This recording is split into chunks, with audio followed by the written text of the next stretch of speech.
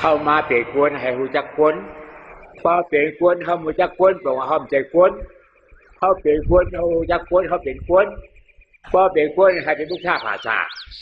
เป็นผู้ฆ่าภาษาทำให้เป็นอริยะมีฐานนิ้วควรในการของป่าดีมนุษย์ชาติแต่เขาในควรเมียที่เปลี่ยนทั้งให้เขามือของควรเจอเขาให้ขายให้ดีโดนเล่กันหนึ่งคนมือว่าดาวเนี่ยทุเรียมิริยะไม่จ่าปะตะเท้าหนาวไว้แล้วมันนี่ทานดีมือเฮิร์ตกระบาดไม่ที่วันไม่กินเดาคนแม่บ้านไทยนะถูกเฮ็ดเดียวเฮ็ดใต้บานาดีบาเท้าไว้แล้วมันนี่สิกาบาดัสบาดิยาดีทานดีเฮ็ดดีกับไม่วันสามเม็ดฝาทานไล่คนกันหนึ่งคนเนี่ยใจบ้านไปคนเนี่ยจังหวัดที่ว่าตัวทุกสองกินข้าวชุกนอนในผ้าเลยป่าดีว่ามาดุชามาบอกการไปว่าคนบอกการให้ว่าคนใช้คนแจ่มใจใช้คนแจ่มใจมนุษย์ชานั่นบอกว่าผู้ศรีคำมีน่ะนับดีที่มนุษย์ทอดกันหนึ่ง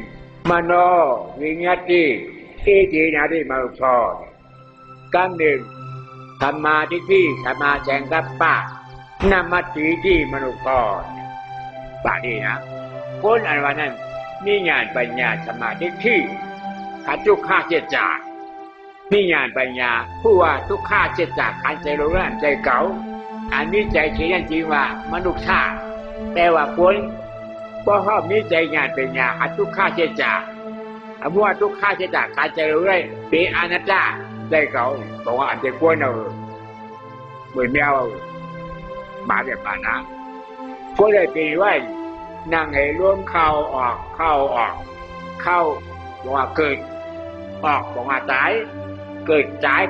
ยอันบ้านได้ใครว่าเข้ามาได้แต่ว่าบ้านได้อันบ้านได้เป็นอนัตตาต้องหูจักอันนี้มนุษย์ชาติเป็นกวนเอานะนอนอีกบ้องแบบบ้องบอกเกิดแบบมันบอกว่าตายเกิดจ่ายทำมาได้บ้าขับมาได้เป็นอนัตตา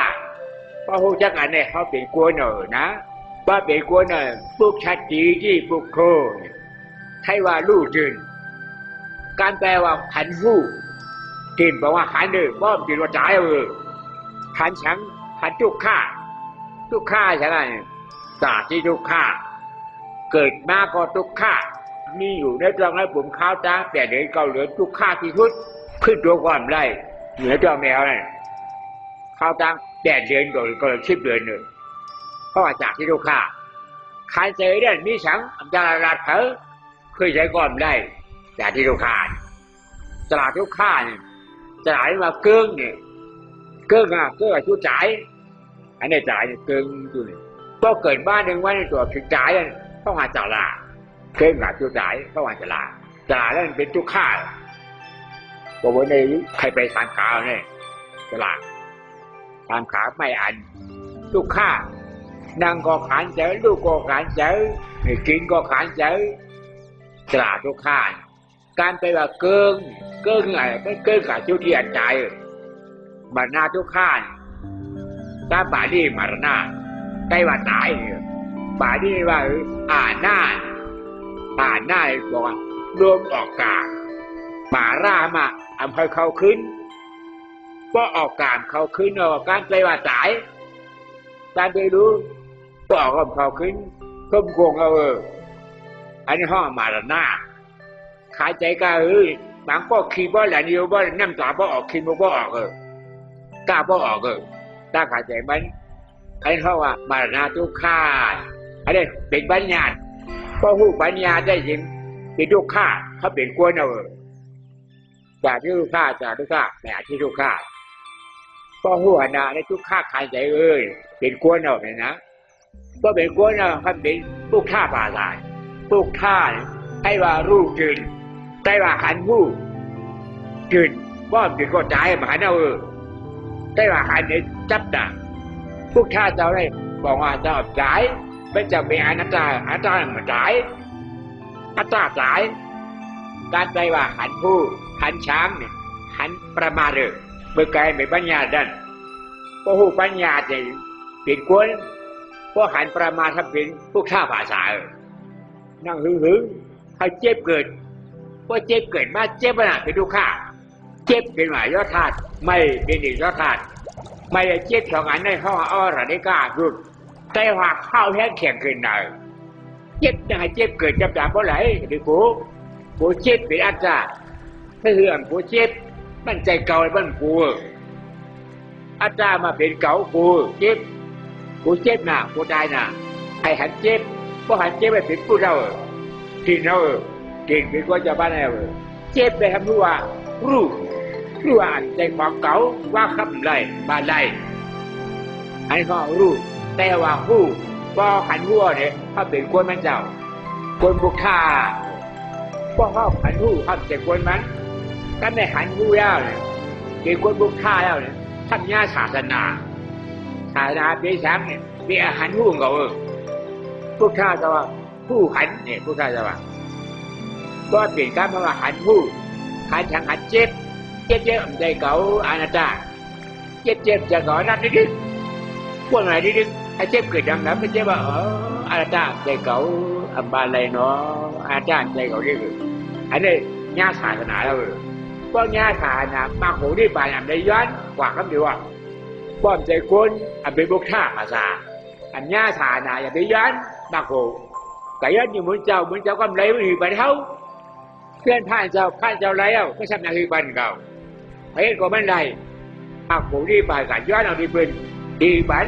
เพื่อนไปย้าจากก็มันบันได้เป็นโกนยาวเป็นทุกท่าภาษาทุกท่าภาษาญาศาสนาภาษาเป็นไอ้สมาธิที่สบายใจกับบ้าปัญญาศาสนาสองอันเดียวอันนี้เขาอ่านศาสนาพอมาเอาการปิดภาษาว่าการแข่งการสอนเจ้าผู้อันเดียวเจ้าอันผู้เนี่ยทุกท่าจะเขาเกิดวันแล้วแอบบอกใจทุกท่าจะเกิดวันในดวงวนจะผ่านผู้ก็เลยใหญ่พ้นมาเลยครับว่าเอาอันให้ไม่หันพูดการลาดทานไปเจ้าไว้ขี่ข้าเจ้าเขาให้เขาอ่านภายในอันไม่หันพูดการลาดทานมันเบิ่งก้อนขับมันหันพูดนั่นก้อนนั้นคงยาฉาหนาวหันช้างหันเจ็บหันใหม่หันกัดหันฉันหันไหวเกิดขึ้นมาผู้อันฉันหันไหวอันใจเก่าไปอาจารย์ยาฉาหนาวก้อนยาฉาหนาวบ้าคงที่ไปอันได้ย้อนกว่าคำเดียวป้อมญาศาสนาการขย้อนแต่ย้อนเมื่อไหร่ไปบ้านเขาย้อนแข่งการปั้นกำไดไม่ดีบ้านเขาก็จะคลามเพื่อปั้นกำไดก็มันดีบ้านเขาก็ย้อนอย่างหันจากเขาจะเอาบันไดไปทำยังอื่นไปนั่นเก่าเพชรก็บันไดดีเลยอันข้าเนี่ยเพชรไรอันนี้ว่ากรรมการก็นาที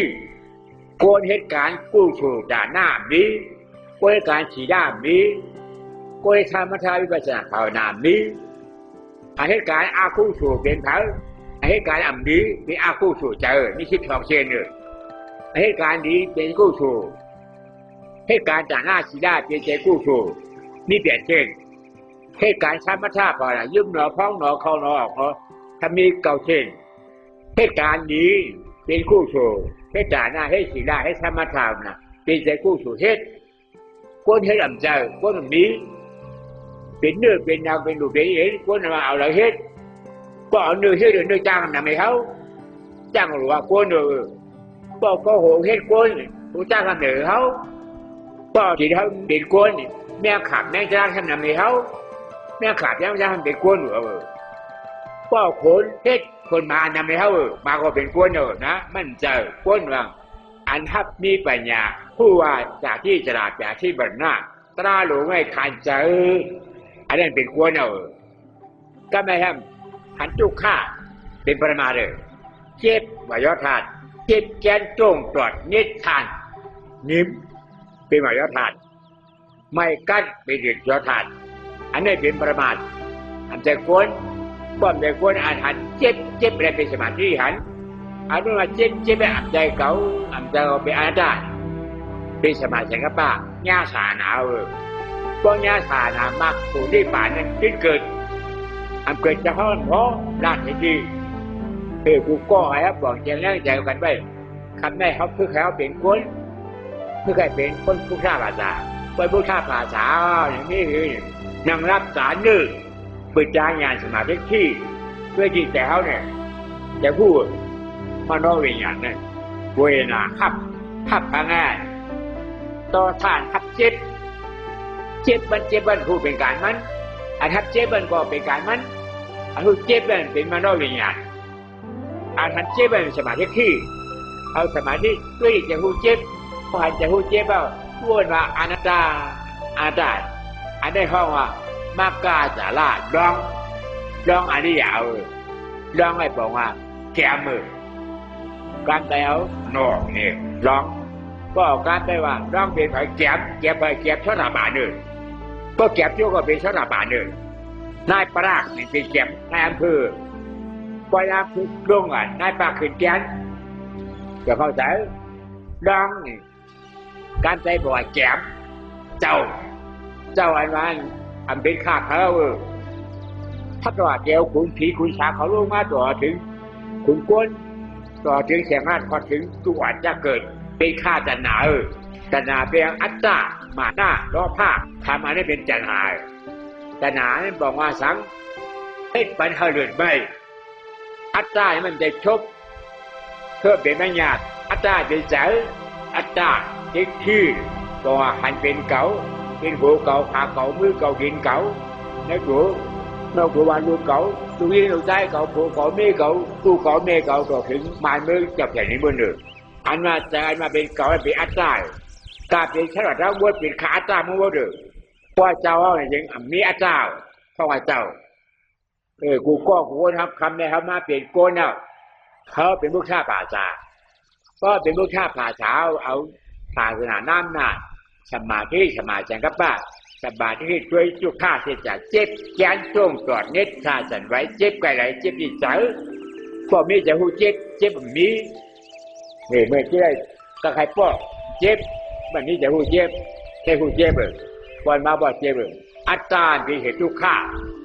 เหตุอาจารย์ทุกข้าเหตุทุกข้านี่ทำเป็นผล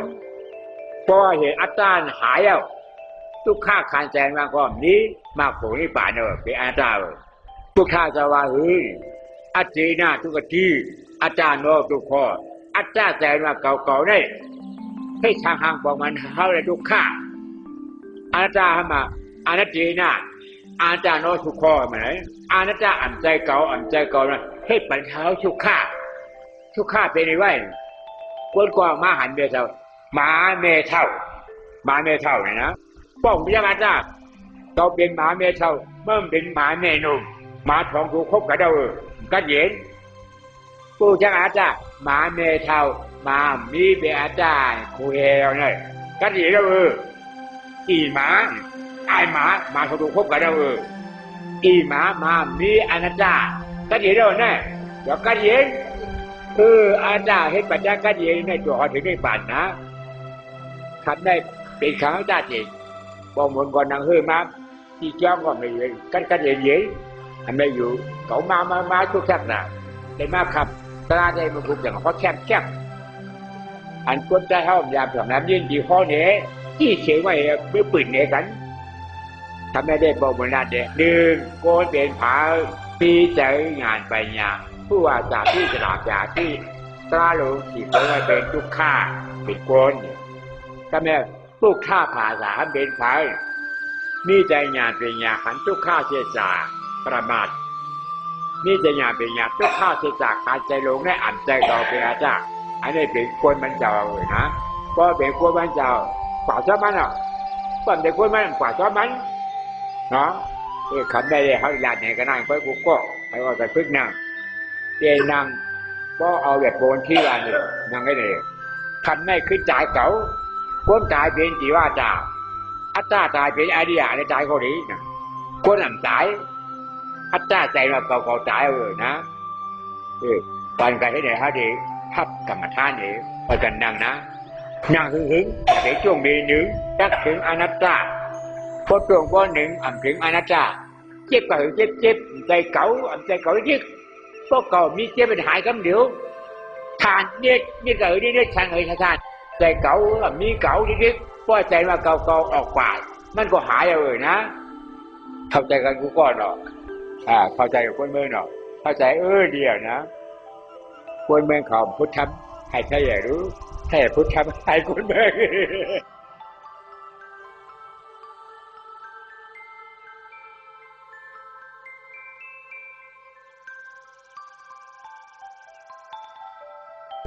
接着你接着就说接着搞不讲ของเรามันจะเป็นอะไรแล้วก็เจ็บแล้วก็เป็นพระจันทร์เจ็บเป็นทุกข์ทุกข์ในของทุกข์ของเรามันจะเป็นอะไรผู้อื่นคนเจ็บของท่านที่จะที่สุดภาวนาของพ่อที่เจ้าหนอพ่อของเราช่วยหนอแก้หนอเรื่องที่ทำแต่ผู้ว่าเราที่ไม่เป็นเสียนะครับมันจะมีอะไรนะเที่ยวตรงจอดเนี่ยสายสั่นไว้ในการอาร์ตเขียวอะไรอย่างเงี้ยเขาว่าอันนี้เป็นข้อว่าไงจิตตานุปัสสนาสติปัฏฐานพูดขึ้นว่าอ๋ออันนี้มันเกี่ยวกับอ๋ออันนี้มันแก้หน่อยอันนี้มันโตมันต่อมันนี้มันจิตตานุปัสสนาสติปัฏฐานย่อพอเวทนานุปัสสนาสติปัฏฐานเป็นถึงว่าอะไรอันที่มันเกิดขึ้นมาแขนแก่เจ็บแกนตรงต่อนี้สารอันที่อารมณ์ใจที่พูดว่ามันเจ็บมันแกนมันตรงมันต่อมันเนี่ยมันสารมันคือก็แปลว่ามันเจ็บกับมันแกนกับมันตรงกับมันต่อกับมันเนี่ยกับมันสารมันแหลกหลายเพราะว่าอาจจะสามารถทำเช่นนั้นในสภาวะสุขขันธ์ฐานอยู่ที่ตรงนี้มันจะเป็นวิปัสสนาญาณไม่ถึงเป็นวิปัสสนาญาณสัมผัสบุคคลคนเขาเป็นเรื่องมากขึ้นไปอีกยาที่ถูกเยียวยารักษาหรือขัดเกลาออกจากแต่อาการนี้อารมณ์ที่แข็งรื้อกระด้างต่อต้านนี่คืออัตตาคนให้ร้ายเห็นผิดคิดผิดทำผิดสะสมผิดจะทำลงไปเรื่อยๆจนกลายเป็นสิ่งที่เคยชินปลดถอนออกไม่ได้นักปฏิบัติธรรมควรพิจารณาให้มาก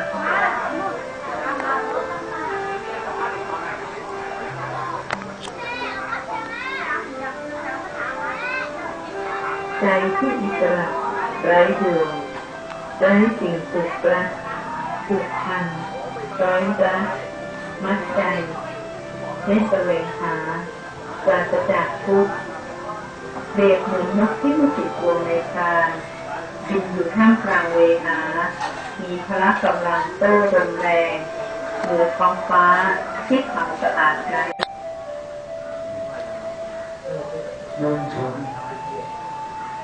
ในโอกาสเวลาอย่างนี้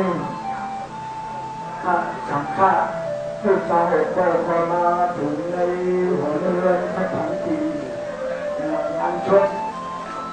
โดยเปิดหันใส่ตังตุ่มใจในคืนนี้ก็มาถึงในบ้านเก็บได้ก็ครับฉันนั่งขอเรียนเชิญเปิดเผยดูบ้างงานที่เรื่องฉาตั้งเสียงเรื่องเป็นเข้ามาเข้ามาในหัวเรือนบ้างในเรื่องก็ยังฟังอยู่ในตัวในคืนนี้คือถึงชะตาเกิดมาสายนี้ในหลักกายถึงจะปัญญาส่วนแรงเนี่ยในความยังคือท่านมันก็เลยพอเกิดที่ว่าเราที่ว่าขาตั้งเตือนถึงจะมาในคนนี้จะมาความรักเดือน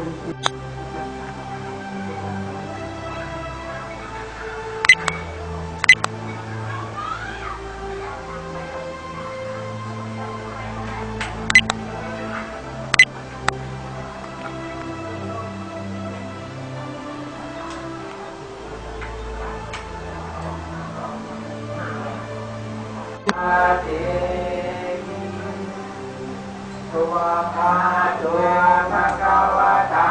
ธัมโมธัมมังนัมมัสสามิสุปฏิปันโนภะคะวะโตสาวกสังโฆสังฆังนามา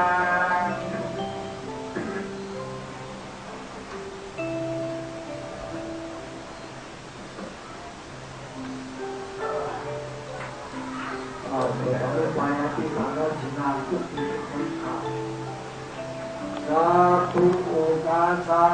ยัมปัจเจติสาราเนนาสาติปัญจศีลังยาตามาทุติยัมปีมายัมปัจเจติสาราเนนาสาติปัญจศีลังยาตามาตาติยัมปีมายัมปัจเจติสาราเนนาสาติปัญจศีลังยาตามาตาตุโลก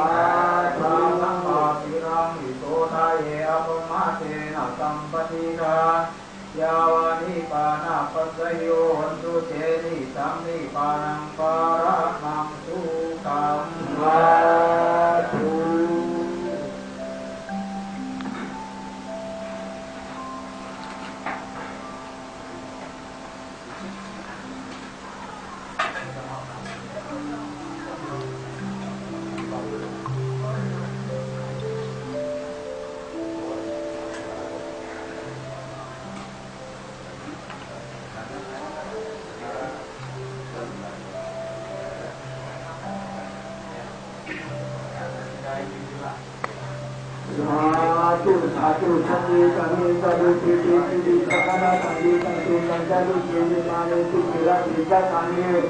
สารวัณสารานิเทวะจุลเจเตปุมาสายตุเทวะตระสลัมเดอะขะสัพพะนาคา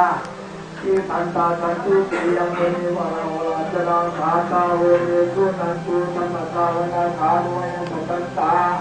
สัมมาสาวนาคาโรยะปันตาสัมมาสาวนาคาโรยะปันตาสาธุสัมมามหาปฏิปทานังอาราธนังสาโรมาสาธุอุตตาสาโมตัสสะ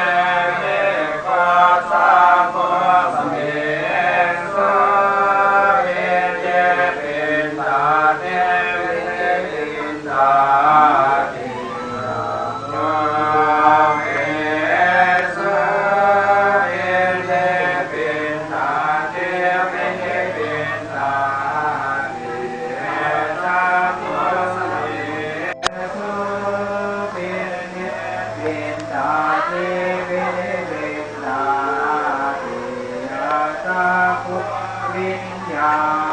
เดสุบินนิบินทาติบินิบินทาติยังทิสังกาโพสังปะตาระยาติเวอานาคาตังปัญญาสวัสดีสุทีวินิวินดาติยาโสตาสัมโอปินิปินดาติวินิปินดาติยาน้ำบอกคำเดียวว่าถ้าเราสดปาเสสุเพียนดาติวินิปินดาติยาโสตาวิญญาเยนาติยาสานาสังปาเส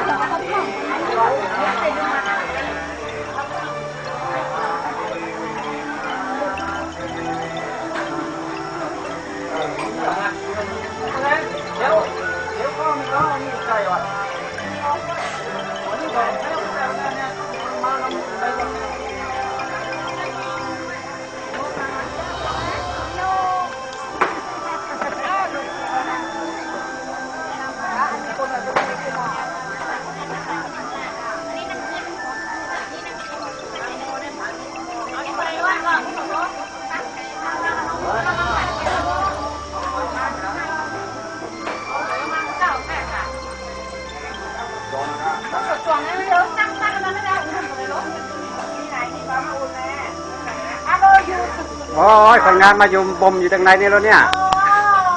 คนงานมาเป็นแม่โค้ยพายแม่คนงานมาก็โอ้โหอาหารคงจะอร่อยคืนนี้หน่อเล่อย่างคนปลาฮะ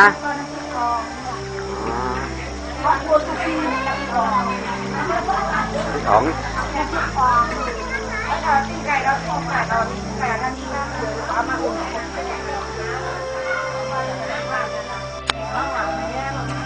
อะไรคืนนี้อ่ะอะไรคืนนี้อ่ะทุกปีก็คือหันหน้ายืนถึงที่ตรงนี้ล่ะโอ้ยคนงานผมได้ออกกล้องเอาจ้าคนงานน้ำอ่ะเอาไปเลยนะไปเลยที่ได้น้ำเอาที่หันออกกั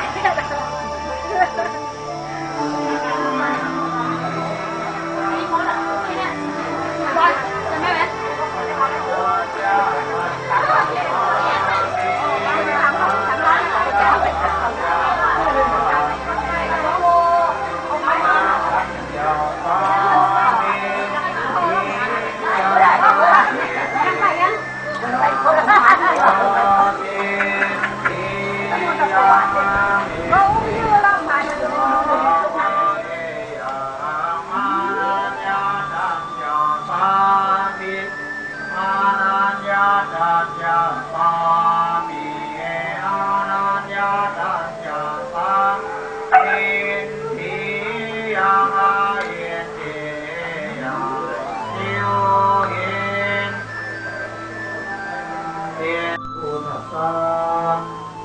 อามาสิกาโลพุทโธอันว่าปาพุทธะสัมพุทธะเกิดกาโลสังสารเตสิกังปะเทสนา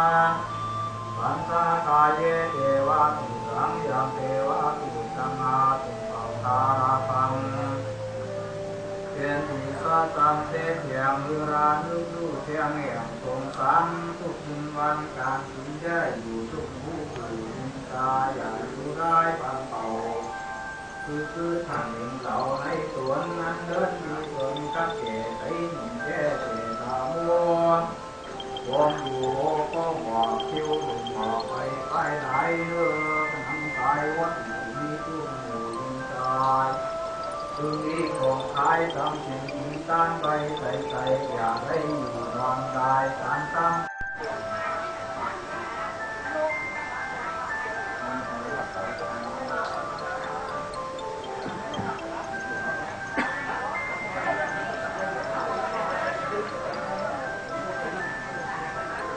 ก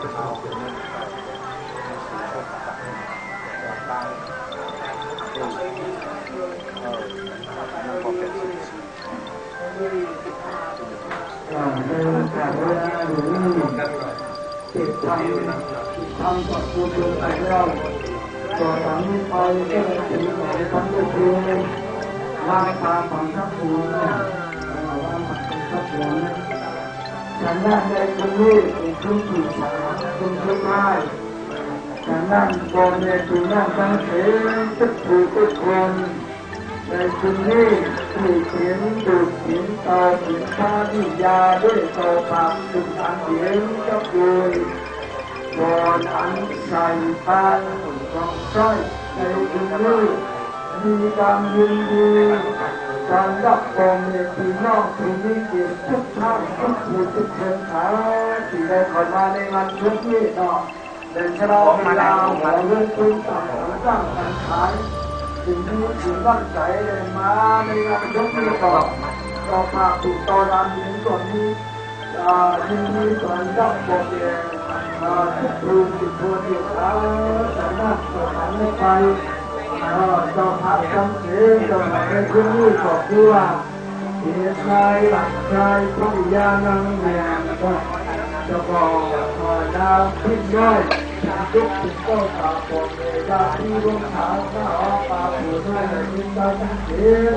ทุกคือทุกคนที่เจ้าพักในพื้นที่ในนามดักที่หนึ่งในพื้นที่เจ้าภาพบอกขอขาดเพียงเกินผู้ช่วยนายผู้ดินดินกินนาเทวะปัตตาคำขอเรียนเชิญครับ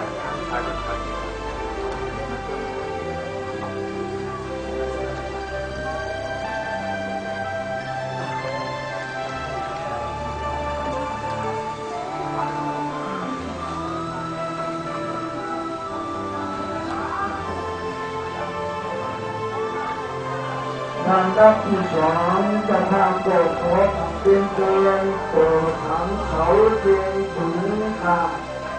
เรียนเชิญค่ะ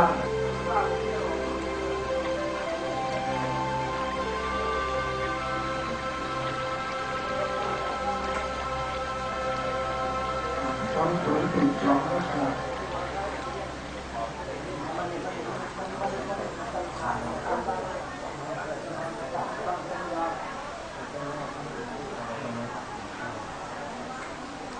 การรับผู้สามก็จะพาโบสถ์เป็นเชิญโปรดจอมบันฉันชายค่ะโปรดจอมบันฉันชายค่ะขอเรียนเชิญค่ะ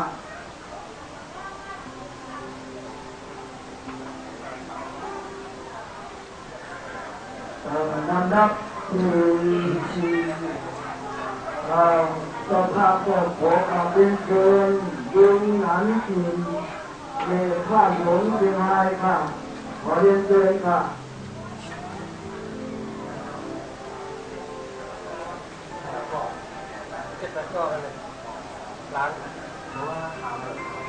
ยังทำความตั้งเราดำดับคุณหาขอเจ้าภาพก็ขอความเป็นเชิญจัดชายนางแบบแต่มาก่อนนางแบบผ่านคำจะทำในตรงนี้เราเชิญ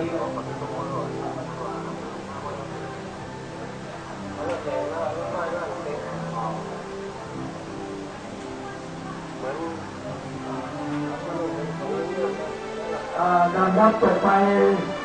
เรื่องสู่พ่อขอเรียนเชิญจะทำแบบขอเรียนเชิญใจนนท์มันฉันใช้ตัดชีวิตค่ะ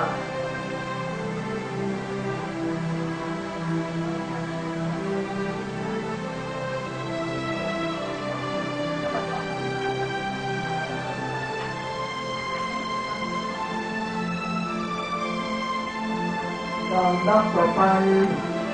จะพาขอเรียนเชิญนางพิมพ์น้อยท่านค่ะขอเรียนเชิญ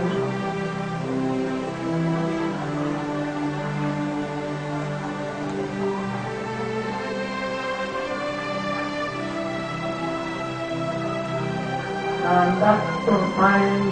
สภาพก็ขอเน้นเกินนางอับถังมาย่างค่ะย่างขึ้นโยม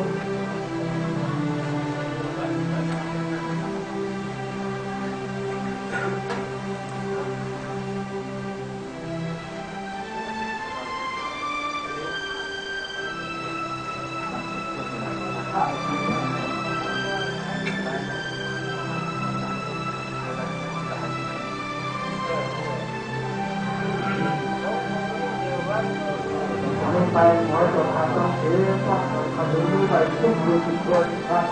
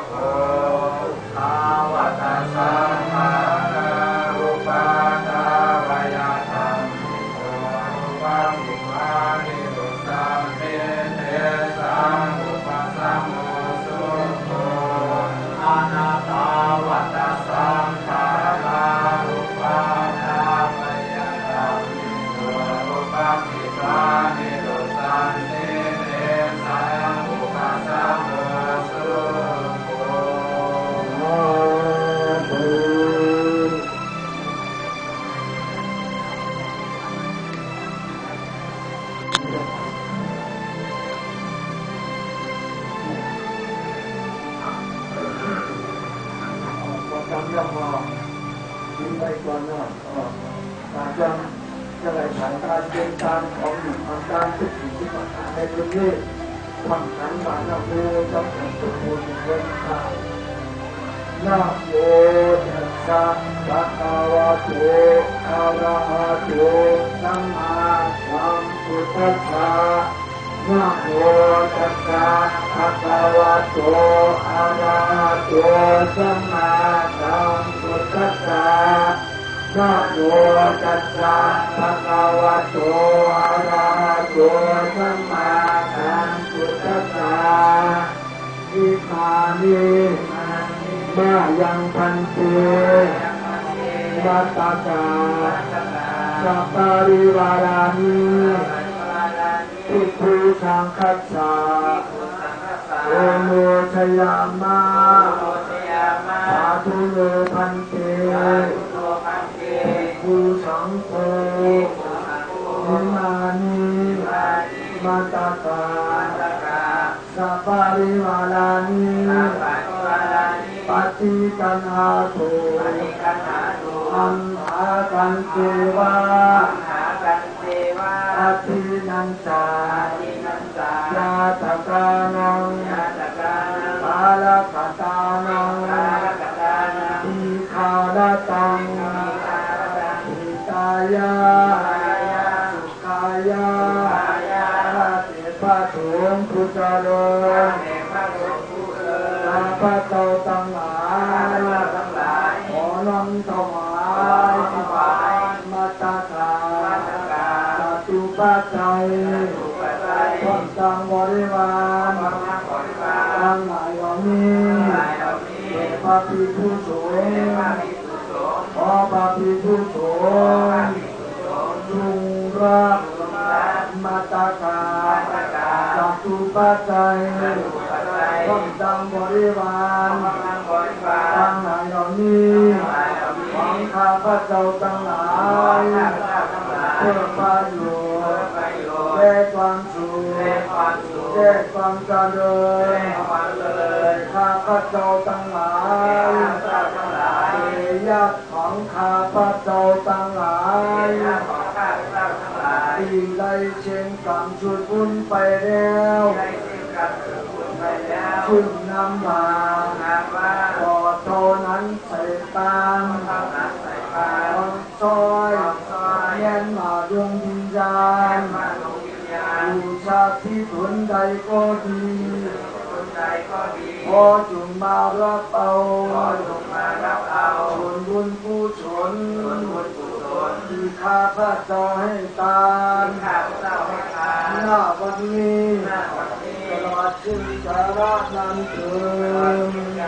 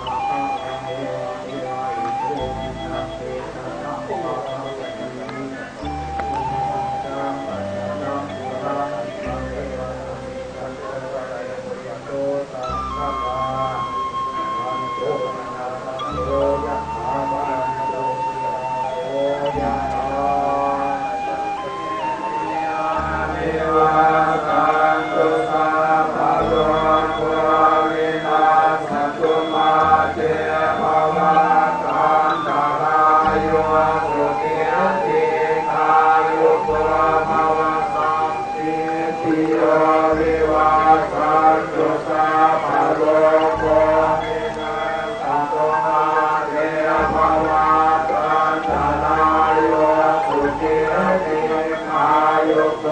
ภวะสัพพิติโยวิวัฏันตุสัพปฏิโสยาติธัมโมสายามิตาสิโตเต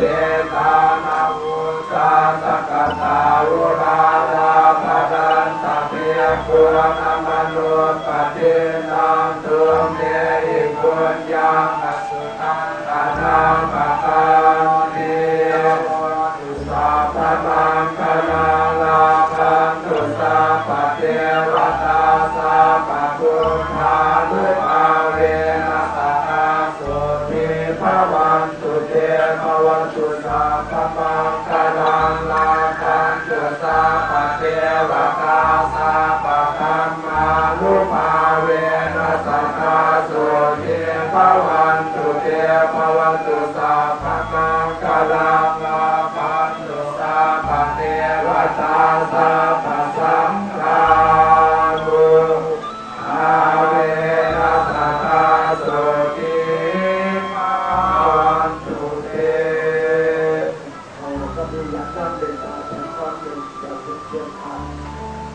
นิตาปานาธรรมานิตานาปัสสโยโหตุโนนิสังนิสังสีลธรรมานิปานะโยโหตุโนนิสังนิสังภาวนาธรรมานิปานะปัสสโยโหตุโนนิสังอายังกิติยุทธารังสัจจปังสัมปังสัตติสัตตังปุญญังโมอาโลโกตังตุตุนันตุพุนตุเยเทวาจามิตาเนอาภิจันทาภิทายุกัสสะวุตุตานังสุขิยาตานังปาริหารันตุนาตาภิตาสุขิตาวุตุตุนาคามุสันตุสัพเพยาภิตาวุตุตุนาคามุสันตุสัพเพยังยาภิตาสุขิตาวุตุตุนาคามุสันตุสัพเพสุขาสัพเพยะตาสุขิตาวุตุตุนาคามุสันตุสัพเพนาคาตาสุขิตาวุตุตุนาคามุสันตุสัพเพเทวาสุขิตาวุตุตุนาคามุสันตุสัพเพอาตาริโยปัฏฐายะวุตุตุนาคามุสันตุสัพพะสัมปตินังสามิสันตุโมโดยที่ตั้งศาสนาในตรงนี้อาจารย์จะเป็นความสัจเจนของตรงนั้นก็ต้องน่าได้บอกใจที่น่าฟังเพลงทุกคนให้เลี้ยงบุญอาบันทุกคนเนาะได้กินทั้งได้ขอต่อพระเพื่อเป็นบุญเพียงตอมในตุกในตัดก่อยาอยู่รบมองใจเงื่อมากันหนักมาหาหลายทุกคนในวันพุธก็พระสงฆ์ทุกวันนักฟังครับโดยตัวนี้ทำวิธีไปเก้าแก่เมืองมาทำวิธีตามขุนฐานเช่นเดียวกันถ้าพูดต่อก็จะได้ทำเข้าสู่เรื่องนี้แล้วก็ลูกเดือนพูดต่อตั้งเรียนในหรือข้าวของสวนค่ะข้าวของสวนเนี่ยมาทำที่เรื่องนี้แล้วก็คนในที่น้องต้องเรียนคนนี้แล้วก็จะไปทางไปใหญ่ๆนะไปไทยใหญ่กันแล้วก็ขอได้เข้าใจกันทุกคนค่ะครับก็ขอสวัสดีแขกผู้มีเกียรติทุกท่านนะครับ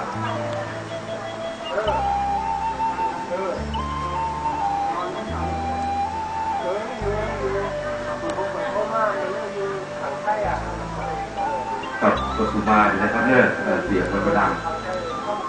ครับก็ขอสวัสดีแขกผู้มีเกียรติทุกท่านนะครับในค่ำคืนวันนี้ทุกท่านก็แขกผู้มีเกียรติทุกท่าน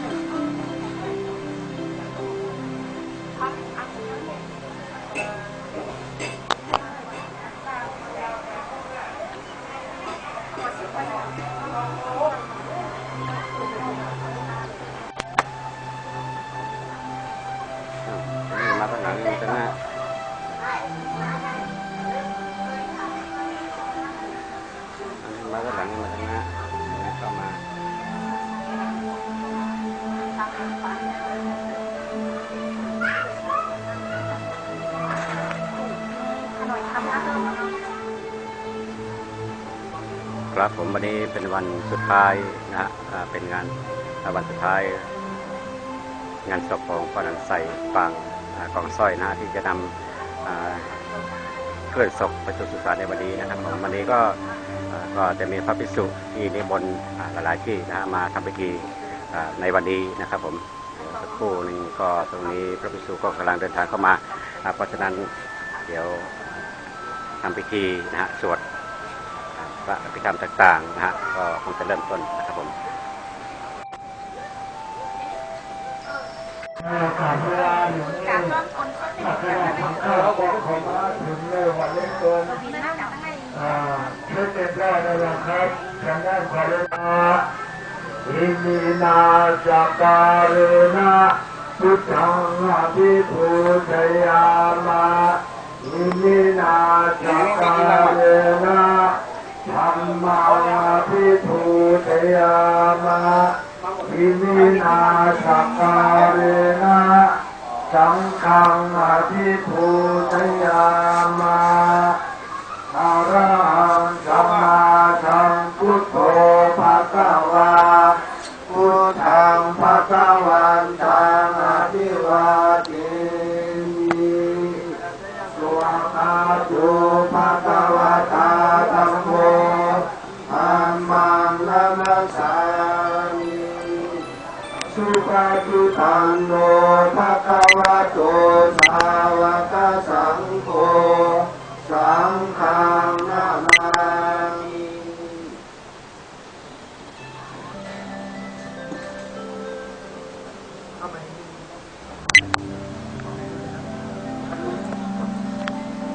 ผมทำให้พยานที่มาแล้วสิมาทุกทุกครับสาธุคาถามายัมพันเตติสาราเนนะชาติปัญจศีลังยะธามาตุติยัมปิมายัมพันเตติสาราเนนะชาติปัญจศีลังยะธามาตาติยัมปิพันเตติสาราเนนะชาติปัญจศีลังยะธามาสาธุคาถานะโมตัสสะภะคะวะโตอะระหะโตสัมมาสัมพุทธัสสะนะโมตัสสะภะคะวะโตอะระหะโตสัมมาสัมพุทธัสสะนะโมตัสสะภะคะวะโตอะระหะโตสัมมาสัมพุทธัสสะนะโมตัสสะภะคะวะโตอะระหะโตสัมมาสัมพุทธัสสะนะโมตัสสะภะคะวะโตอะระหะโตสัมมาสัมพุทธัสสะนะโมตัสสะภะคะวะโตอะระหะโตสัมมาสัมพุทธัสสะพุทธังสารนังกัจฉามิพุทธังสารนังกัจฉามิธัมมังสารนังกัจฉามิทุติยัมปิพุทธังสารนังกัจฉามิทุติยัมปิพุทธังสารนังกัจฉา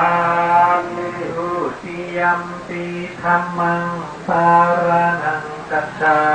มิทุติยัมปิธัมมังสารนังกัจฉามิทุติยัมปิสังฆังสารนังกัจฉามิทุติยัมปิสังฆังสารนังกัจฉามินาติยัมปิพุทธังสารนังกัจฉามินาติยัมปิพุทธังสารนังกัจฉามินาติยัมปิธัมมังสารนังกัจฉามินาติยัมปิธัมมังสารนังกัจฉามินาติยัมปิสังฆังสารนังกัจฉามินาติยัมปินาเวรมณีสุตาปัจจังสมาธิยามินามิสุมิชาจาราเวรมณีสิกขาปะทังสมาธิยามิสุมิชาจาราเวรมณีสิกขาปะทังสมาธิยามิรามิอรยมัจจาปมาตกานาเวรมณีสิกขาปะทังสมาธิยามิอิ มานิปัญจสิกขาปาตานิสีเลนะสุขติยันติสาธุสีเลนะโภคสัมปตาสาธุสีเลนะนิพุตติยันติตัสสะสิรังวิโสทะเยธัมมาปัมมาเตนะสัมปเตตานิปานะปะปะโยโหตุเตนิสังนิปานังปรมังสุขัง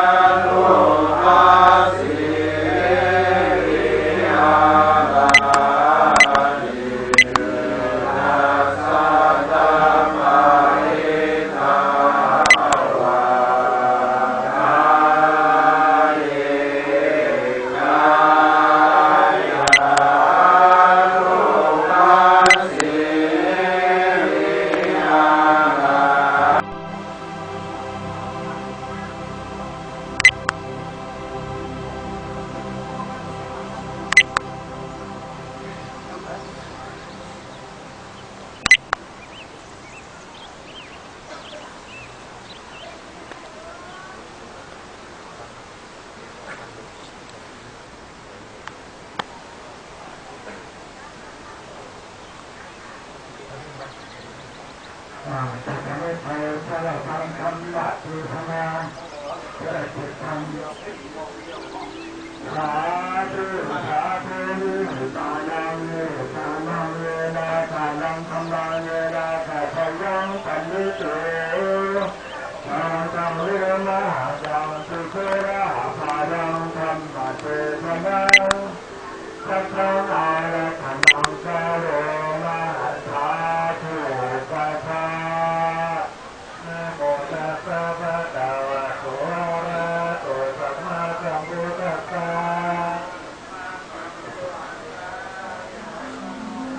นิวะเดสุตานิกังพระมายาวะตวะสารติย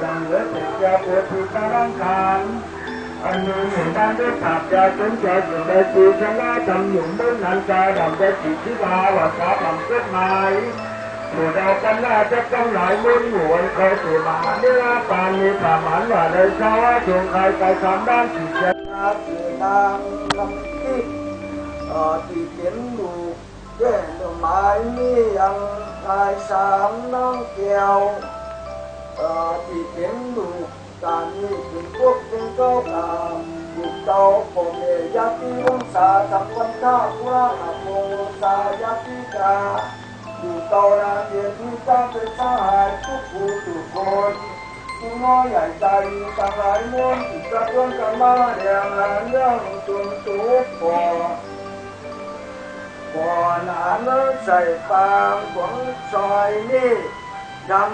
โดยวังอาลัมมานาที่สายไปหอจางพระจุด ตั้งแต่วันบาคาจนตลอดถึงมาในวันนี้บังเกิดหมายเลี้ยงสุขาดังหลายม้วนที่เขียนฟ้าดิยาได้ดวงเตาลางเย็นยัดยิ่งต่างๆในวันนี้การคือโปร่งในวันนี้ทุกสิ่งทุกประการตั้งเสียงทำการว่าต้องทุกผู้ทุกคนค่ะสาธุสาธุมายังพันติอิมานินาวังตาอิหาคาดังสัมมานานิวาลาสีนาสนาอุปาโภกาอุปาโภกานังรูปันนังวาตาหูปันนังวานานาสัพพะภูตานังนิรัญญาธรรมกันตาภูตาทิสากาเดนะนานาสัพพะปาริวาราตานังทิราตานาสาสักกะตังตานังเตมาพุทธิมาทุติยัมปิตาติยัมปิมายัมพันติอิมานินาวังกาเกหาคาดังสัมมานาจิวาลาสินาสนาอุปาโภกาอุปาโภกานังกุรุปันนังวาดาหุปันนังวาหิรัญญา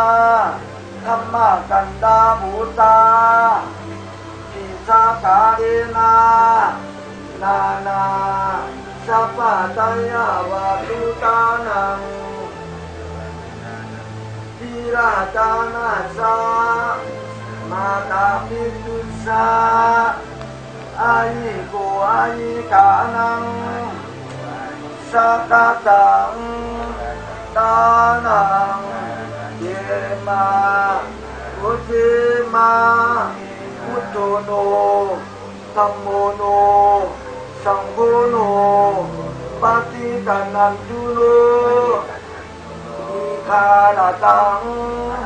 ทิตายาสุขายายาวานิปานายาสังวาตันตุโนโหตุโนนิจังนิปานังปรมังสุขังทั้งหลายฝ่ายการเรียนการของของการทุกสิ่งทุกประการอะไรฝ่ายการอุทิศไปหายังติดถือของใส่ตามเรื่องใส่ในวันนี้อย่างนี้ขอจนฉันหวานล่ำมูข้ามกันทุกผู้ทุกคนค่ะนะโมตัสสะภะคะวะโตอะระหะโตสัมมาสัมพุทธัสสะนะโมตัสสะภะคะวะโตอะระหะโตสัมมาสัมพุทธัสสะนะโมตัสสะภะคะวะโตอะระหะโตสัมมาสัมพุทธัสสะอิมานิมายังพันเตมัตตากาสัพปะริวารานิภิกขุสังคัสสาโนสยามะอุโนพันเตสาธุโนพันเตภิกขุสังโฆอิมานิมัตตากาสัพปะริวารานิปฏิกัณหาตุอัมหากันเจวะอาทินันจายาตกานังอารักตานังทิคารตังตายาสุขายาเจพระสงฆ์ผู้เจริญพระสงฆ์ผู้เจริญพระเจ้าทั้งหลายน้อมถวาย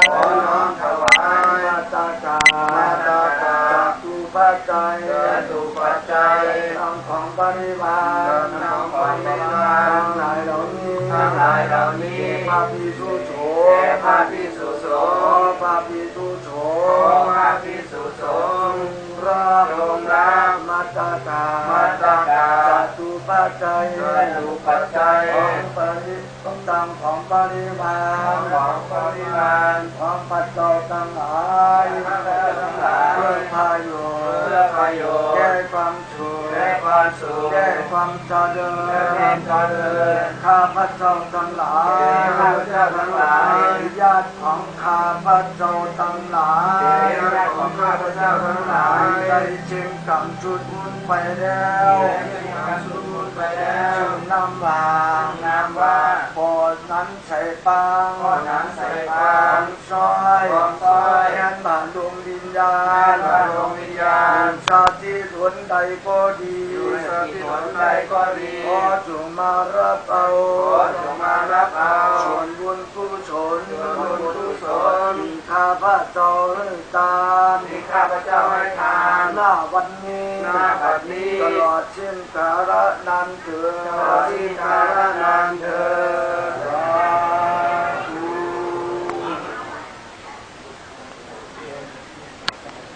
เอาใส่ไปนะเอาใส่บางๆหรอกที่ห้องให้มาเตียงของทาง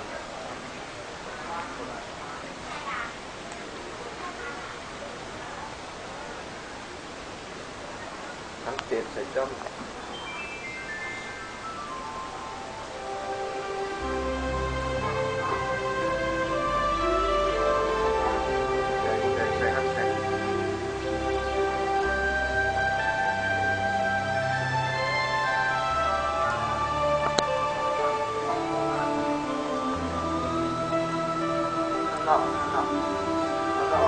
ใส่ตั้งของเขาเรียกตั้งของขั้นเจ็ดนะขั้นเจ็ดก่อนเป็นกระมังที่ไม่ตากระบาดนะครับ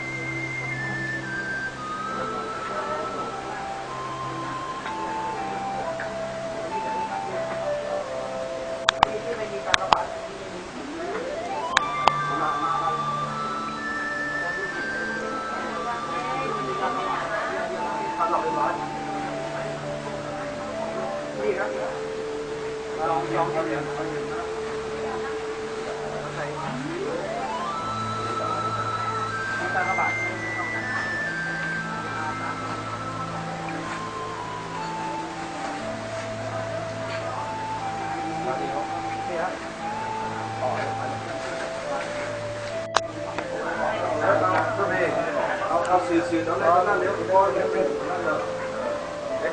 ทำอะไรกันเอาพริกเข้ามาเชียนแล้วก็กลับที่เดิมตู้สังเกตกันนี่ก็ดูดีสักอะไรกันนี่กันมันก็ไม่รู้ที่เราไม่ตัดการในการว่าทารานิจิระจิจิจิตุมาดายันตุเทวตระจลังเนียสังกัปปะสังฆาทิสังฆายันติเกยังมุนิวราวาจนะตาตาโรเมจุนังกุสัมมัจจวนาตาโรยังปัจจันตาธรรมชาวนาคาโรยังปัจจันตาธรรมชาวนาคาโรยังปัจจันตาสาธุธรรมะกาลเดียเมตตาทุตังอารัตนังคาโรมาสาธุเมตตาสา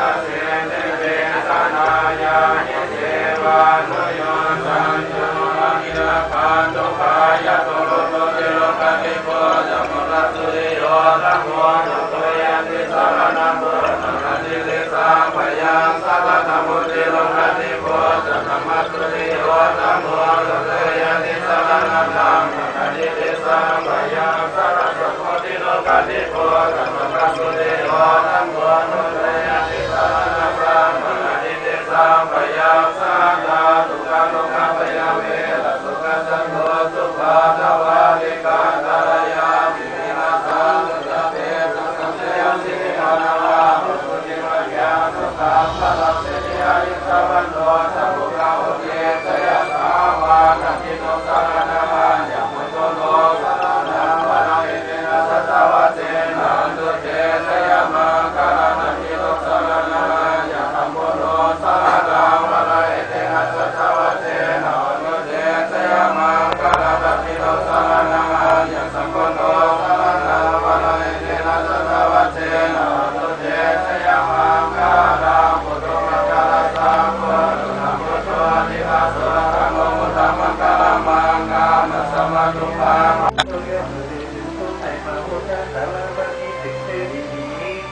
สอนเราจะสร้างอย่างไรอย่างเกิดได้ไปเกิดเป็นเทวะพุทธเทวดาอยู่ในสัมปาสัจจงก็เลยก็ประทานนั้นกว่าดีตอนนั้นจะสูงไหวนาลงมาตัดที่ตั้งไว้สายยังถูกตาราดินกันแต่มาแต่ทางมุสาหลงมาปฏิทินอะไรก็แต่ที่ยังตาตาก็เลยกิจก็เลยตาตาก็เกิดที่นานาหลายมุนนั้นถูกทั้งนี้ถึงเจดีย์ส่วนนั้นทำเราที่สบายมาบนไปเกิดจากต่อไปยังไงที่ก็เทวะพุทธเทวดาตอนนั้นก็เราสายยังเสียประการที่มีนั้นเข้าเราจะจะเป็นลูกเทวดามาสัจจะเทวดามาทุเทวดามาสัจเทวดาก็จะมาจะโตจะพยังพยาบาลพยายามมาลาทุนังไม่สุนังมาสักกาไปสุภาวะตเตยเรกะเดกะตานุอะกะตาปริวะยะถาวริวะหาปุระปริปุเรนติสาคารังอีวะมิวะอิโตตินังปิตานาอุปกปปติทิติตังปฏิตังตุมากังคิปะมิวะสนิสตุสติปุเรนตุสังฆปัสสันโตปนะสุยะธามณีสุติยะสุยะธาอายังพระโพธิกินาตินังสังฆมิสุปฏิทิตาติการตังอิตายะสถานะโสอุปกปปติโสยติธรรมโมสายังมิตาสิโตเปตานาพุทธะตะตาระปะลังกะวิปุณมานุปตินังตุมเมหิปุญญังปัสสุทานาปะกันติรังนิยเรกะเรกะยุติกาลังปฏิกันนิทุงการานิกว่าเป็นการะอันถึงคุณงามยามีเรียงรังปะเตระสัมมาสัมมากัตมานิเรวัตถุเรอุปาปุกะปริภูตาเตนานาสัพพะเตยะตาระปะวัฏฏะกิยะตาดังสลายหมดทุกคนนี้ก็สมละเปิดแต่มากะพระของเกิดสิ่งการปราศิกาผู้อธิษฐานสมุทิตาในสังสาร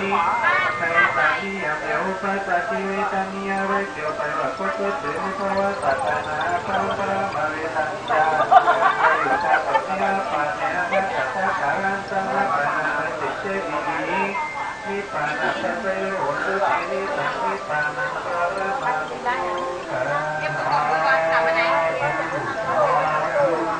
จันโตสัพเพอติกาสุขิตาอุตุสุขาปะมุจันโตสัพเพอัญญาติกาสุขิตาอุตุสุขาปะมุจันโตสัพเพทิสาสัพเพยะคาสัพเพปิตาสุขิตาอุตุสุขาปะมุจันโตสัพเพนาคาตาสุขิตาอุตุสุขาปะมุจันโตสัพเพเทวาสุขิตาอุตุสุขาปะมุจันโตสัพเพอาชาริโยปัสสายาสุขิตาอุตุสุขะปะมุจันโตสัพพะสัมปะเทนังสัพพิสันโตไปจะมาร่วมถึงร่วมทำปัจจัยที่คุณบริขารสาธุพุทธารัตนังธรรมารัตนังสังฆารัตนังกายกัมมังวสีกัมมังมโนกัมมังสันติตาดิตาตุสัมปัจจุกัณนะตุสัมนานาตุสัมสัพพะสัพพะตุสัมพุทธะธรรมะสังฆะธรรมะทานโลปันเต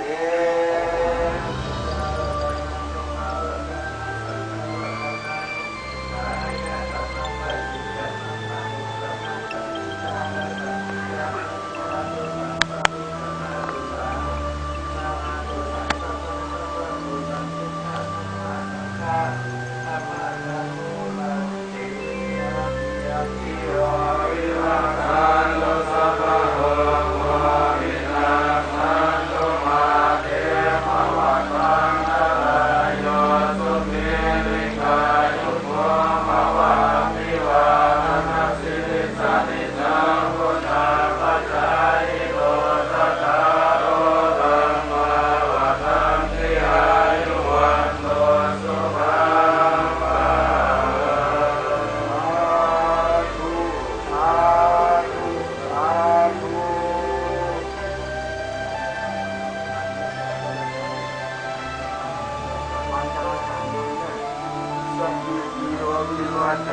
สัพพะโลกวินาศมาเตภาวะสัพพะรายุสุจวิหายุโภภาวะอาภิวานาสิริสันนิจังพุทธา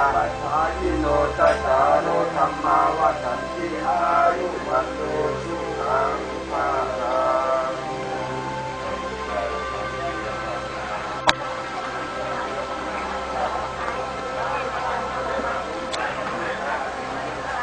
ทางในบ้านเงินไปสองนะครับเนี่ยไปสองข้างนอกจะมีอยู่5นะครับ5ตู้เพื่อที่จะได้ถวายแด่พระภิกษุสงฆ์สามเณรนะครับช่วยกันนะครับได้กระจายช่วยกันนะครับครับสำหรับการทำพิธีตามศาสนาตอนเจ้านี่ก็ทุกของก็นานใส่ฟางของซอยก็เสร็จเป็นที่เรียบร้อยนะครับฉะนั้นก็บรรดาแก่ผู้มีเกียรติทุกท่านที่ท่านได้เข้ามารอส่งภารกิจศพในวันนี้ก็ขอ12 โมงกลางวันนะครับเอาก็จะได้นำร่างอันไร้วิญญาณของพ่อนานใส่ฟาง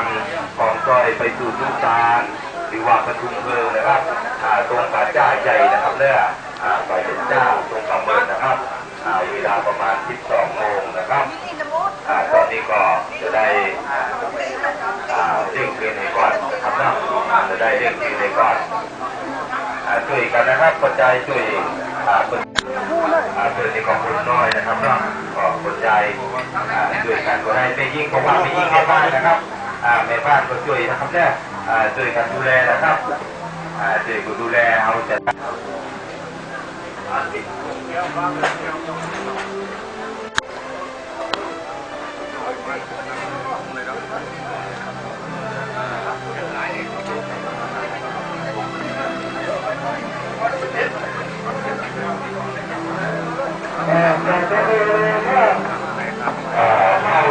เข้าเป็นครูเข้ามาเลยนะครับเนี่ยเข้าที่เป็นครูนะครับเข้ามาเลยนะครับเอาเข้ามาโรงพยาบาลเราได้เจอกันแล้วโรงพยาบาลเราได้เจอกันแล้วได้เจอกันแล้วจะดูกันทำไม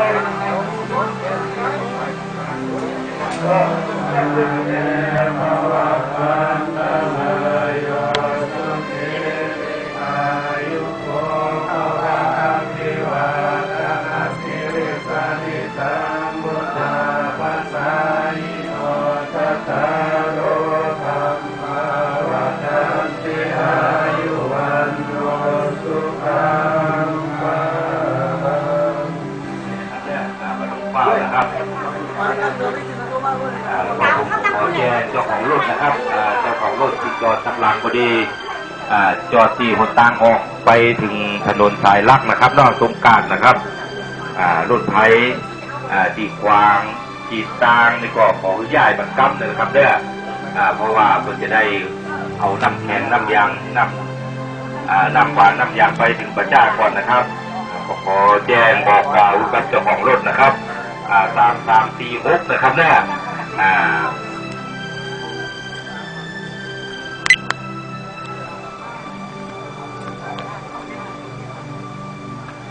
ยักษ์เป็นกั้มเลยนะครับเพราะว่าเพื่อจะได้เอาน้ำแข็ง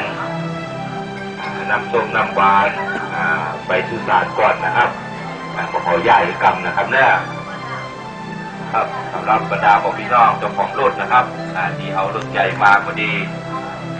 ก็ต้องไปไหนกันนะครับเนี่ยเพราะว่าเขาจะได้ขนของไปพระเจ้านักห้องนะครับก็ช่วยกันขนไป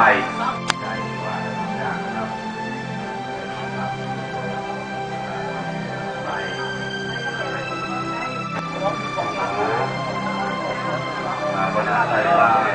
ไปถึงที่สภาพจ้างนะครับแรกไปถึงสภาพจ้างเจ้าของรถนะครับขอพึ่งรถของท่านตอนนี้ก็ไปรอตรงที่หน้าสภาพจ้างไปก่อนนะครับแรกถ้าว่าถึงที่หน้าสภาพจ้างแล้วเขาก็จะได้นิมนต์พระภิกษุสงฆ์สามเณรขึ้นรถบ้านตัวนะครับเพื่อเขาจะได้ไปวัดจ้านะครับตอนนี้ก็เตรียมไว้นะครับสิ่งทุกอย่างเตรียมไว้อาจารย์เลยครับเนี่ยอาจารย์ความสุภาพ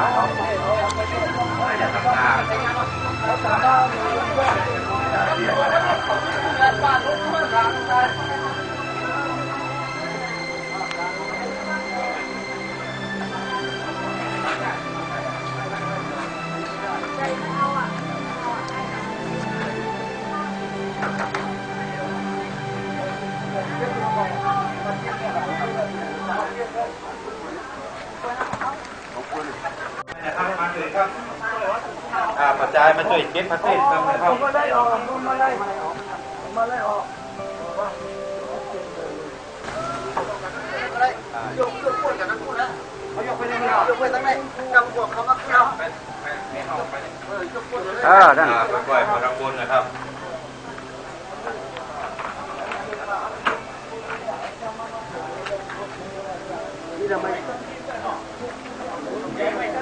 หมอลุงนะครับ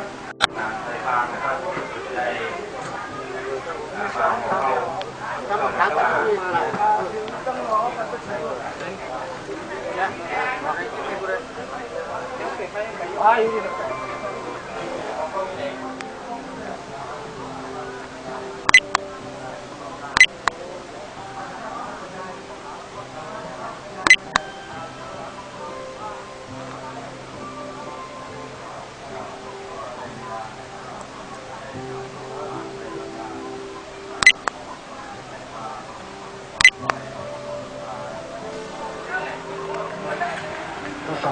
มาเมื่อไรครับผ่าตัวไทยทดสอบดีกับตัวไทยมาเมื่อไร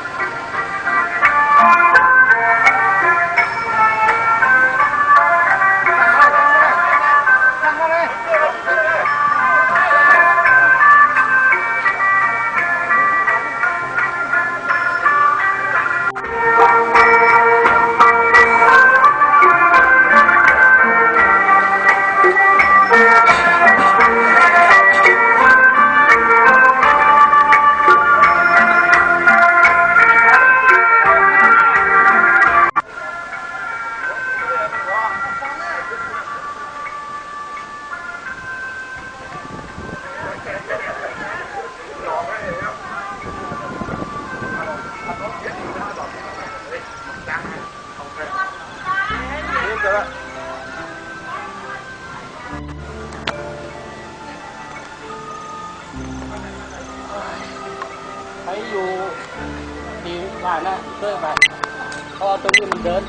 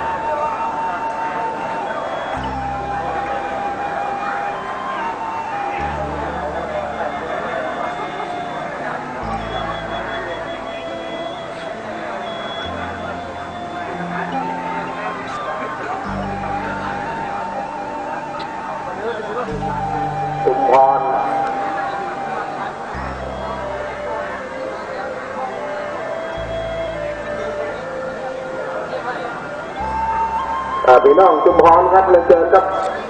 เห็นว่ามาคนเดียว2 คนก็เป็นอย่างนะครับเชิญครับอันนั้นกินนะฮะไม่ต้องเอาด้านหาคนบ้านนะอาทิตย์ต้องเข้ามาคือผู้ปลาก็จะเป็นสิ่งที่เรียบร้อยนะครับเนาะ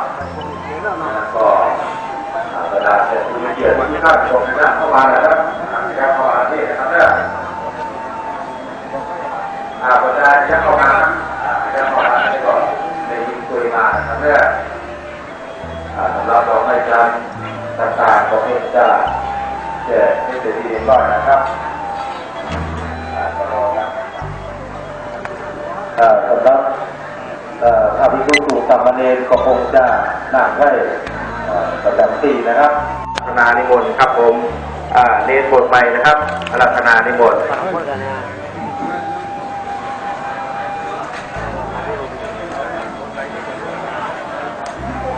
ครับเจ้าของรถ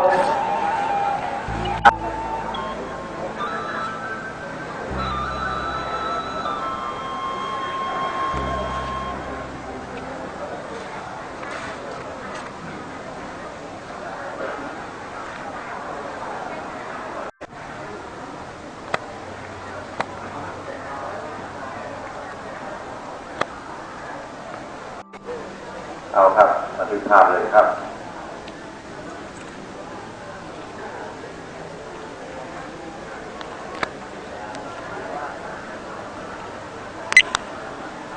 ก็ไปนั่งตรงทาง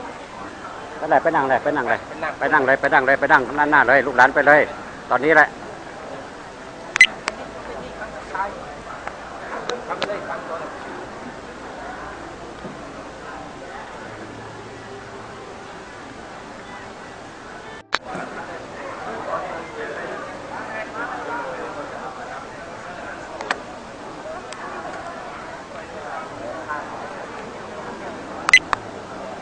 มองมาลูกนะครับเอาละครับหอกองนะครับเนี่ยอันนี้ก็ไปเปลี่ยนยา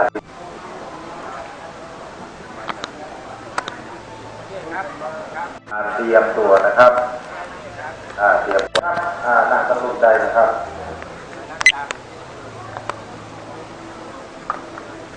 นี่กัน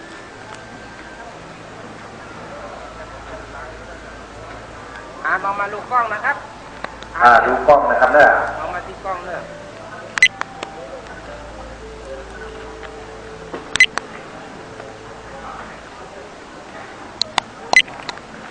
เอาทุกที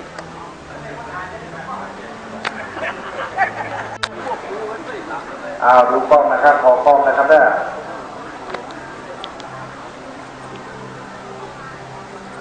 เหมือนป๊าจริงๆเลย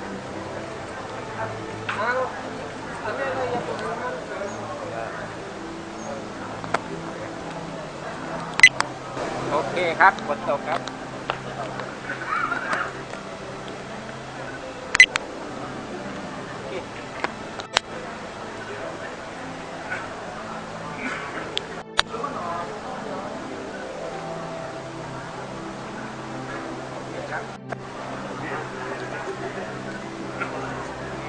วันนี้ตรงเป๊ะเลยเนาะ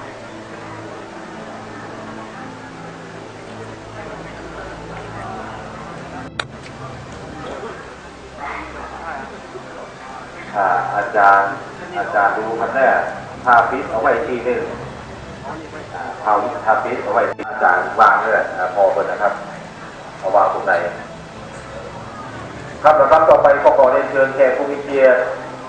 ก็คือที่เคยใส่ที่มาจากที่กรุงนะครับที่เคยใส่คำหรือว่าคำเนาะมาจากที่กรุงขอเรียนเชิญครับ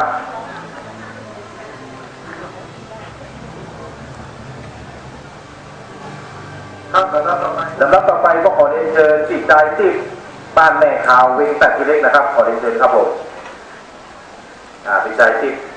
บ้านแม่ขาวเวงตัดกิเล็กขอเรียนเชิญครับ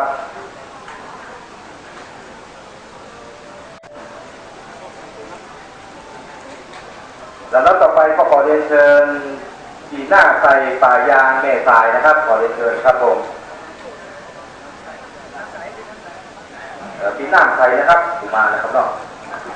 ที่นั่งไทยปยางแม่สายลำดับต่อไปก็ขอเรียนเชิญลุงต่างจันเชียงใหม่เชียงตุงนะครับที่มาจากเชียงตุงขอเรียนเชิญครับลุงต่างจันลำดับต่อไปก็ขอเรียนเชิญพ่อนานอินแม่ฟ้าหลวงนะครับขอเรียนเชิญครับพ่อนานอินแม่ฟ้าหลวงขอเรียนเชิญครับ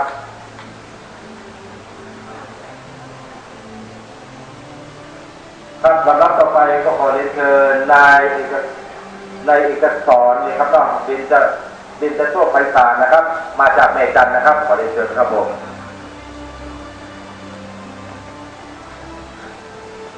ลำดับต่อไปก็ขอเรียนเชิญนายจำนงทิพย์สุภามาจากแม่จันนะครับขอเรียนเชิญครับ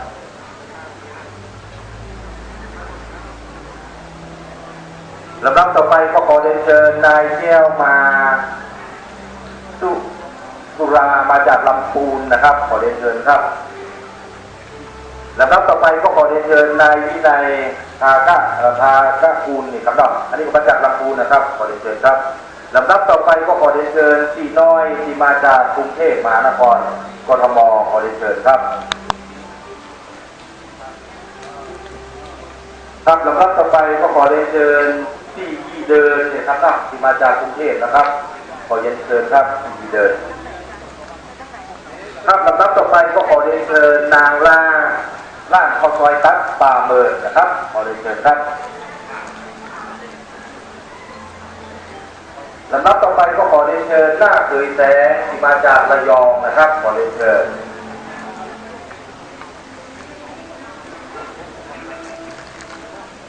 ลำดับต่อไปก็ขอเรียนเชิญหน้าที่มาจากเชียงตุงนะครับขอเรียนเชิญครับลำดับต่อไปก็ขอเรียนเชิญอาจารย์นานวลแม่ฟ้าหลวงนะครับขอเรียนเชิญครับผมขออาจารย์นานวลแม่ฟ้าหลวงนะครับขอเรียนเชิญครับลำดับต่อไปก็ขอเรียนเชิญหน้าแสงนวลบ้านหาคำนะครับขอเรียนเชิญครับหน้าแสงนวลบ้านหาคำขาแตกนะครับลำดับต่อไปก็ขอเรียนเชิญลุงปุงนี่ครับลุงเกียวปุงผ่าคำนะครับขอเรียนเชิญครับ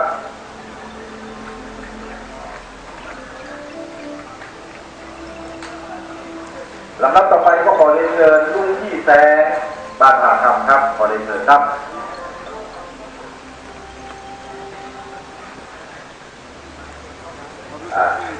หมดแล้วครับน้องเพราะฉะนั้นก็นี่ไงหมดครับ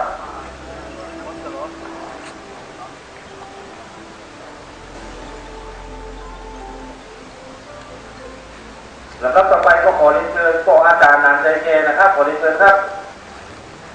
พ่ออาจารย์นันใจแก่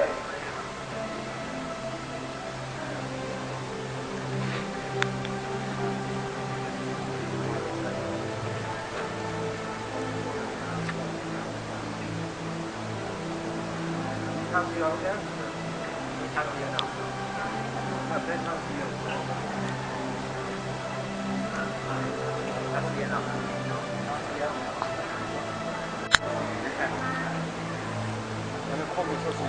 ครับลำดับต่อไปก็ขอเรียนเชิญหน้าห้องนะครับที่มาจากเชียงตุงนะครับขอเรียนเชิญครับเอาไปทอดได้เยอะนะครับ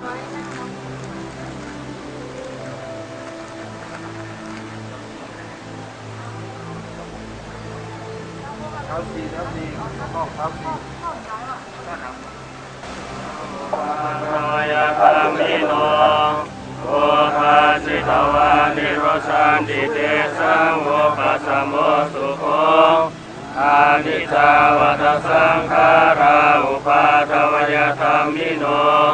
โอภาสิตวานิโรชันติเตสังโอปัสสโมสุโขอานิจจาวัฏสังขาราอุปาทวยธรรมิโนโอภาสิตวานิโรชันติเตสังโอปัสสโมสุโข สังฆาริสุปฏิทิตานิคารตังอิทายาสัทธานาโสปะกัมปติโสยติธรรมโมจายานิทัสสิโตเปตานาภูชาตคาตาอุราราปราชาภิกขุนามนุปตินังตุเมหิปุญญาปัสสุตานาปกันติเชิญครับเบอร์หนึ่งนะครับ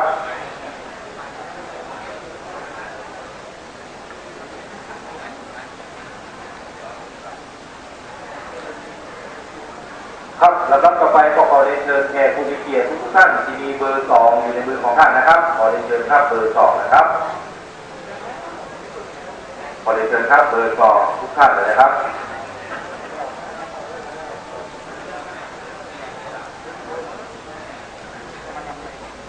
ครับลำดับต่อไปก็ขอเรียนเชิญแขกผู้มีเกียรติทุกท่านที่มีเบอร์3อยู่ในมือของท่านนะครับเบอร์3ขอเรียนเชิญครับผม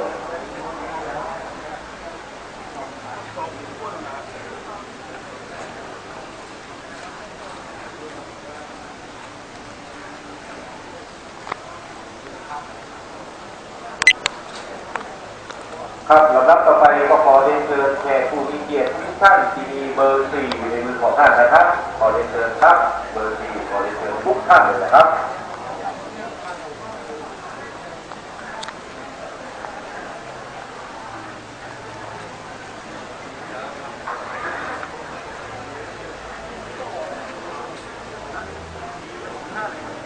ครับลำดับต่อไปก็ขอเรียนเชิญแขกผู้มีเกียรติทุกท่านที่มีเบอร์5อยู่ในมือของท่านนะครับขอเรียนเชิญครับเบอร์5ครับ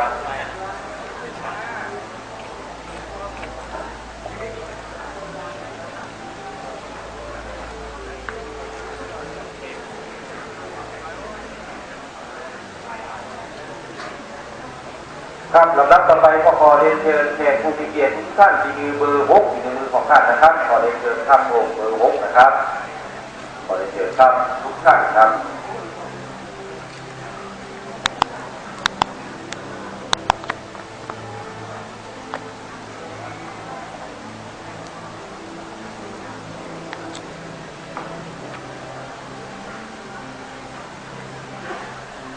ครับลำดับต่อไปก็ขอเรียนเชิญแขกผู้มีเกียรติทุกท่านที่มีเบอร์7อยู่ในมือของท่านนะครับขอเรียนเชิญครับผม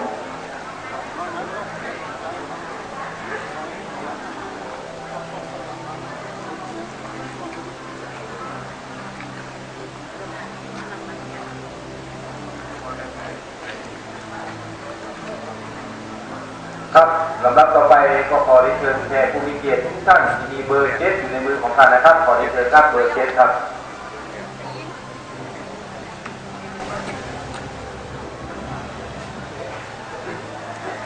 ครับลำดับต่อไปก็ขอเรียนเชิญแขกผู้มีเกียรติทุกท่านที่มีเบอร์9อยู่ในมือของท่านนะครับขอเรียนเชิญครับเบอร์9นะครับขอเรียนเชิญครับผมเบอร์9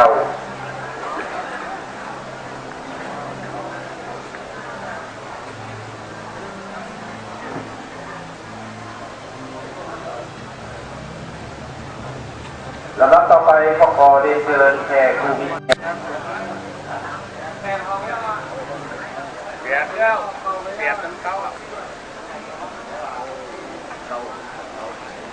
อาจารย์นายอดมาเลยครับเบอร์10ครับขอเรียนเชิญครับเบอร์ทุกท่านนะครับนอกนั้นก็เป็นญาติที่สู่รางการเลยใช่ไหมครับ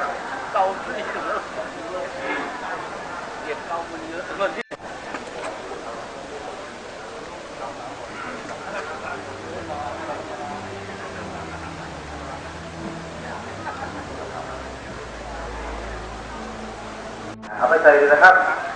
ตัวอย่างครับใส่มันมดนะครับไหว้พาไตรจีวรพาปิดสอบปืนด้านนะครับและนอกนั้นเราใส่มดนะครับ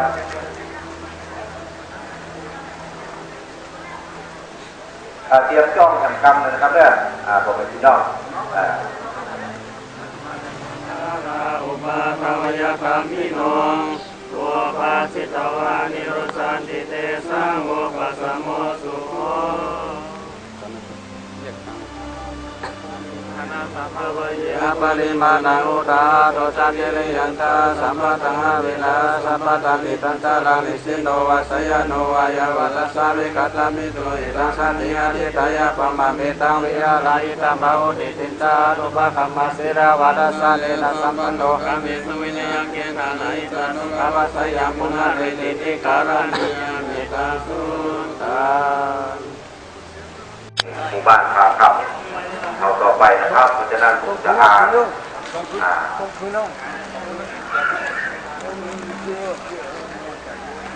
เพื่อจะได้บอกซองนะครับนอกหนึ่งก็คือซองสังวัดเพราะฉะนั้นผมขอเชิญขออาจารย์นานใจแกไปทุกไปก่อนนะครับก็ได้ไปใส่แค่ไหนขออาจารย์นานใจแกบอกเลยนะครับ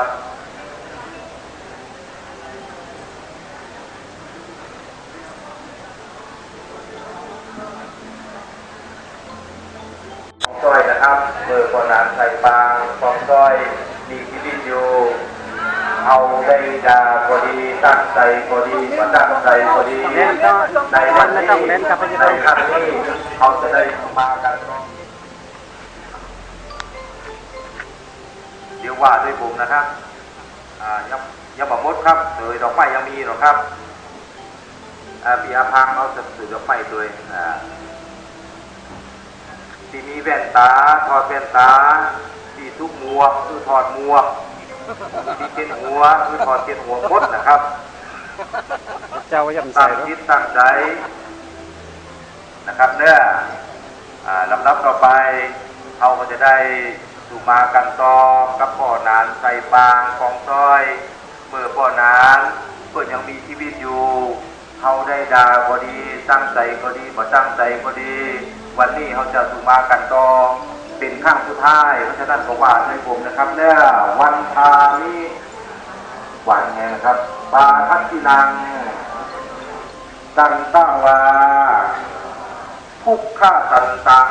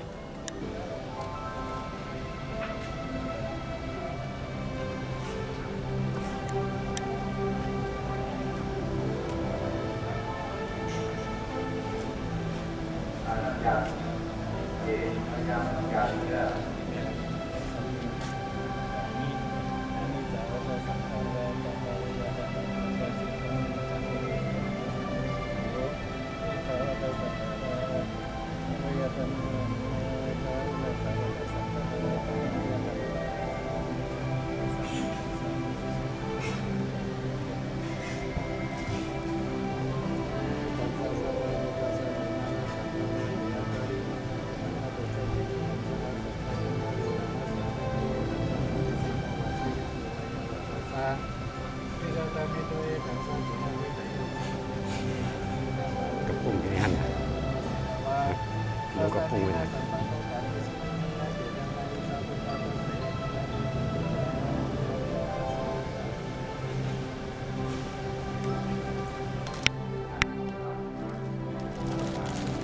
นะครับเด้อวางที่แล้วติ๊กเข้ามานั่งที่เดิมนะครับจำเจ้าภาพว่านั้นบ่อหลวงนางน้ำทิพย์ห้องครอบครัวขอขอบคุณนะครับของทำด้วยต่างๆก็คือแขกผู้มีเกียรตินะครับเปิดลงมา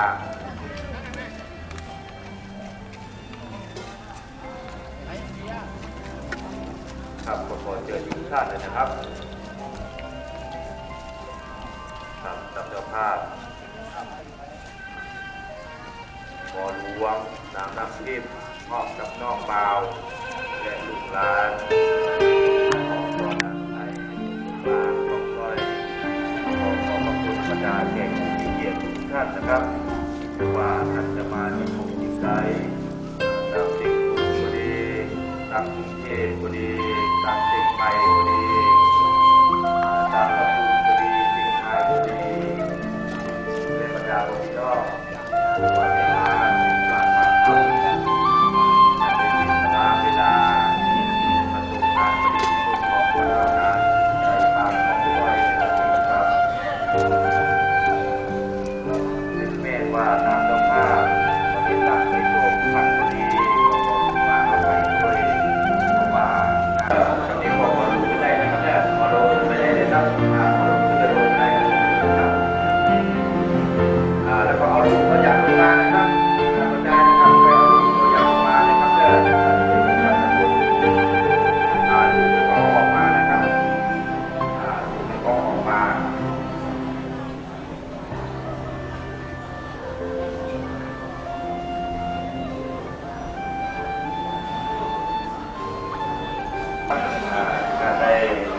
งานประกิจร่วมครอง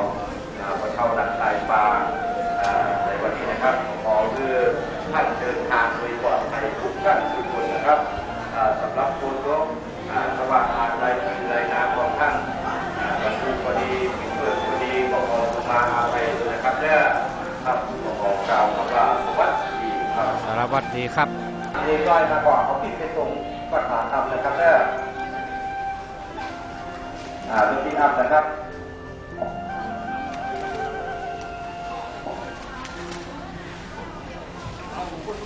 นี่อยู่นี่ก่อนเดี๋ยวอยู่นี่ก่อนเพื่อบนโต๊ะนะครับเดียวกันทำรูปตัวกลางก่อนนะครับเนี่ยทำรูปตัวกลางก็คือรูปเบอร์ของมันเองนะครับ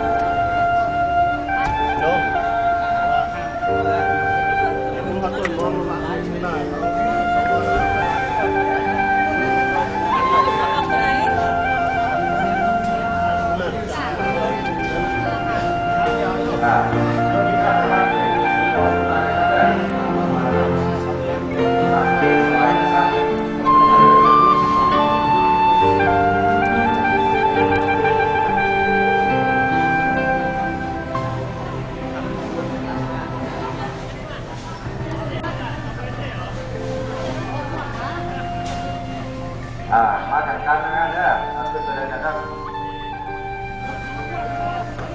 ถ้าน้อยก็ผ่านตามมาตรงนี้นะครับเนี่ยขึ้นมาทางการครับขึ้นไปเลย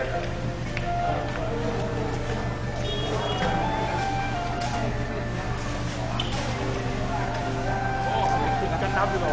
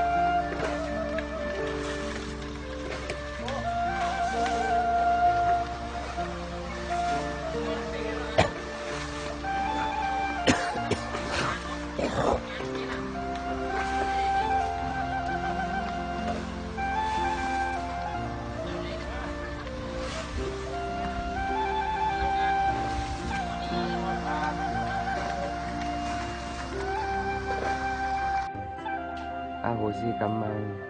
จะปะปะปังวินาสันตุมาดานังอสุจิ